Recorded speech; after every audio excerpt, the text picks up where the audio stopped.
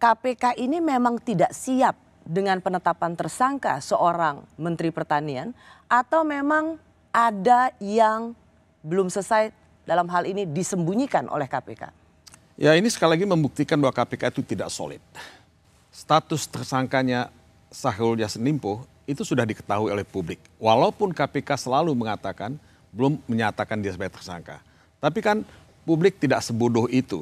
Jadi menurut saya ini semacam disinformasi campaign yang dilakukan oleh pihak-pihak tertentu untuk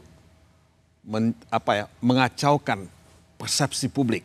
Tapi buat saya yang paling penting adalah ini bukti KPK itu sebetulnya semakin kehilangan soliditasnya, semakin kehilangan kekompakannya, semakin tidak punya gigi dan semakin banyak masalah dengan KPK. Perang melawan korupsi itu tidak akan pernah selesai. Ya. Dan semakin sulit untuk perang melawan korupsi sekarang ini dalam kondisi yang sekarang ini. Di Indonesia? Di Indonesia. Alih-alih dipanggil KPK, tapi justru mendatangi Polda Metro Jaya. Kenapa KPK justru seperti diam? Kalau KPK juga sudah tanggal 26 September seperti yang dikatakan tadi, menetapkan yang bersangkutan sebagai tersangka, seharusnya ketika dia turun dari pesawat, dia sudah harus diciduk oleh KPK. Karena dia sudah dinyatakan sebagai tersangka dan sudah punya alat bukti. Kalau kita betul-betul fight melawan korupsi. Nah, ini war on corruption itu tidak pernah jalan dengan sungguh-sungguh. Jadi ini perang setengah hati melawan korupsi. Dalam tubuh KPK ada semacam obstruction of justice. Sebagian menginginkan Mentan menjadi tersangka, sebagian menghalangi penetapan Mentan sebagai tersangka. Nah, ini yang saya sebut obstruction of justice. Seharusnya KPK kan tidak boleh seperti itu di depan publik.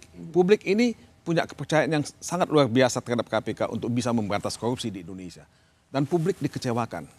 Ya, karena kan sudah ada surat yang diedarkan sebetulnya. Dan Menko Polhukam Mahfud sendiri sudah mengatakan bahwa dia tahu Menteri Pertanian sudah dinyatakan sebagai tersangka.